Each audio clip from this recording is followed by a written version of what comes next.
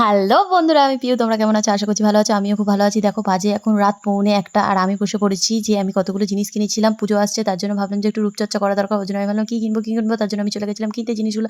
আর তাই তোমাদের সাথে শেয়ার করতেও চলে এলাম। দেখো ইনভাইবসের একটা কিনেছিলাম ব্লাউজ, যার দাম ছিল 250 টাকা। এটা কিনেছিলাম একটা সানস্ক্রিন মামাআর্থের, যেটার দাম ছিল 350 টাকা। আর এটা কিনেছিলাম ওশিয়ার মাস্ক একটা, এটার দামও ছিল মনে হয় 200 কত টাকা সামথিং, আমার মনে নেই ঠিক। তোমরা একটু পজ করে দেখে নি।